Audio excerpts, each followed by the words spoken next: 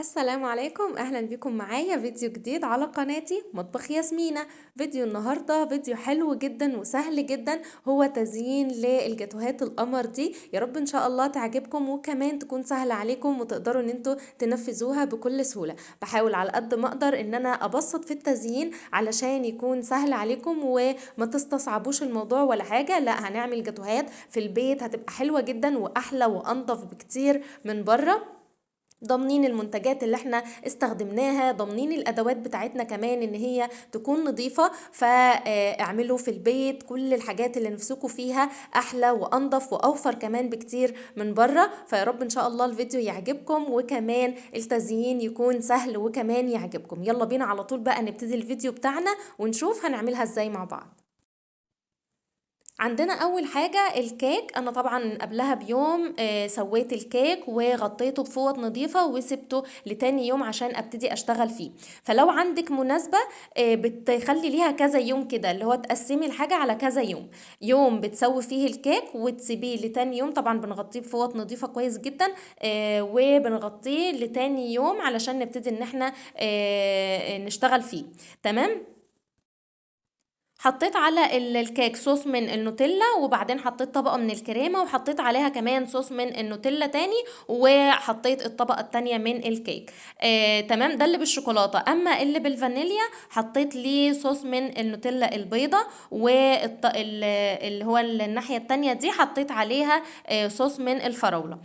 طبعا الجاتوهات انا بعملها نفس الطعم بتاع التورتايه بالظبط. يعني اخدتي قطعة من الجاتو هي نفس الطعم لو اخدتيها من التورتايه.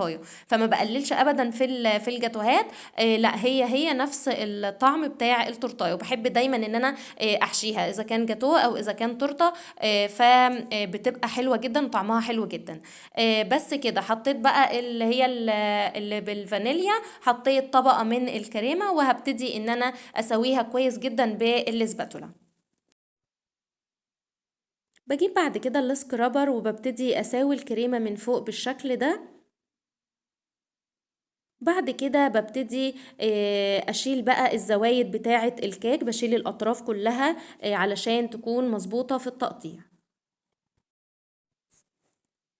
جبت بقى اللي هي السكرابر دي بيبقى فيها خطوط كده بالشكل ده، وبخط مموج كده عملت معايا الشكل المموج ده. شكله حلو جدا.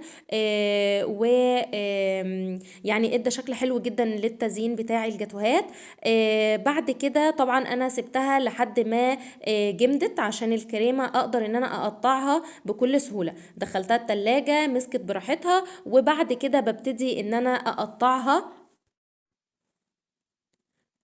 انا بحدد الاول المقاسات المظبوطه اللي انا عايزاها. بعد كده بالسكينه ببتدي ان انا اقطعها وبنزل بيها لتحت، ما بطلعش لفوق تاني. فاهميني؟ عن التقطيعه بسحب السكينه كده لتحت ومن تحت كده على بره. فاهميني؟ عشان يطلع في النهايه التقطيعه بتاعتك نظيفه وكمان مظبوطه. وطبعا ما بين كل تقطيعة والتانية بحطها في مية سخنة وبفوطة نظيفة. ببتدي ان انا امسحها كويس جدا علشان ابتدي اقطع الصف اللي بعده تكون السكينة معايا نظيفة. فكل تقطيعة بغسلها وبمسحها تاني بالفوطة النظيفة، وبعد كده ببتدي ان انا اقطع الصف اللي بعده. فاهمين قصدي؟ طالع بقى معايا تقطيعة حلوة جدا. وطبعا لازم الكريمة تكون ماسكة نفسها وجامدة من التلاجة. بس كده بدأت بقى احطه على الورق بتاع الجاتوهات كده بالشكل ده. ده معايا الشكل اللي هو اللي بالشوكولاتة، نفس الفكرة، بس انا قطعته تقطيعة تانية. يعني ده كان شكل، والتاني يعني شكل تاني، تقطيعة تانية يعني.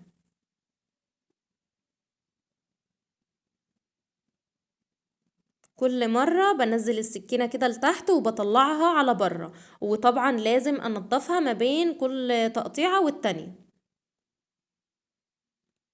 دي كده كانت حتة زيادة فقصيتها كده بالسكينة بالشكل ده، بس عشان يطلع كله مقاس واحد ويطلع كله في النهاية مظبوط. ناخد بالنا من التقطيع يكون مظبوط، وتكون المقاسات كلها بمقاس واحد. فدايما انا سايبة قطعة باخد على قدها المقاس، يعني عشان كله في النهاية يطلع مظبوط وبمقاس واحد.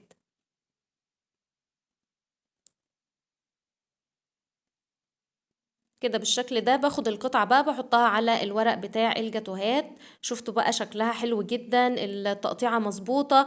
زي ما قلت لكم الكريمة لازم تكون جامدة وماسكة نفسها كويس جدا، عشان لما اجي اقطع تكون مظبوطة معايا وما تسحش وتبهدل الدنيا. كمان السكينة لازم ما بين كل تقطيعة والتانية لازم اغسلها بمية سخنة، وبمسحها بالفوطة تكون نظيفة، وبعد كده ببتدي ان انا اقطع وبسحب على تحت، ما بطلعش تاني على فوق.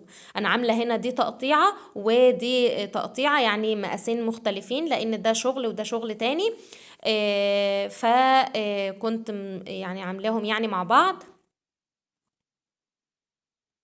لسه بقى بعد كده هنبتدي ان احنا نزينها كنت لسه بقول بروزيتات كده من فوق. جبت روزيتات اللي هي اللي بالشوكولاتة، حطيت ليها الكريمة وحطيت عليها نوتيلا، ادتني بقى اللون ده. حطيت كمان عليها قلوب كده من الشوكولاتة كده بالشكل ده. تزيين بسيط وسهل وحلو جدا، كمان شكل حلو، الطعم ممتاز، فيعني حلو جدا. ما نهدرش في الخامات بتاعتنا، ما نقللش من الشغل بتاعنا، دايما خلي شغلك يكون نظيف، شغل مميز، الفينش بتاعك يكون حلو جدا. ما تقلليش في اي خامات بتستخدميها مهما كان الشغل بتاعك يعني. فما تهدريش في اي حاجة انت بتستخدميها، لازم يكون شغلك هي اسمك. فما تهدريش في اي خامة، ما تهدريش وتقولي لا هقلل علشان الشغل في النهاية يطلع ارخص، لا، هتبهدلي الدنيا وهتلاقي الطعم في النهاية مش هيبقى كويس. فالخامات الكويسة هتطلع في النهاية شغل كويس. اللي بالكريمة حطيت ليها مربى الحليب، مديها طعم حلو جدا. انا كنت اول مرة استخدمها، بس انا بعد كده مش هعمل غير بيها. عجبتني طعمها متغير تماما، يعني تحبي تاكلي الكريمة كده، يعني ايه اللي هو باكلها كده بالمعلقة، حلوة جدا. مربى الحليب، وانا بعد ما ضربت الكريمه حطيت معلقتين كبار كده من مربى الحليب، مديها طعم حلو جدا. حطيت عليها روزيتات كده بالشكل ده، وكريسب من اللون الازرق، وكمان حطيت ليها اللي هي الدست الذهبي، بديها لمعه كده حلوه.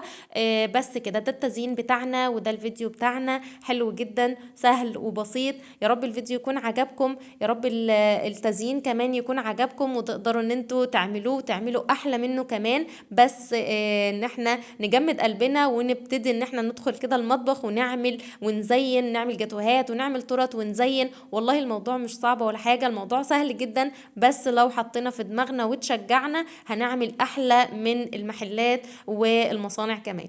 فيا رب الفيديو يكون عجبكم، استنوني ان شاء الله فيديوهات تانية جاية كتير على خير. ما تنسوش لو لسه ما اشتركتوش في قناتي تشتركوا، ولو ما عملتوش لايك للجاتوهات القمر دي اعملوا لايك. استنوني ان شاء الله فيديوهات تانية جاية كتير على خير. شكرا لكم، مع السلامة.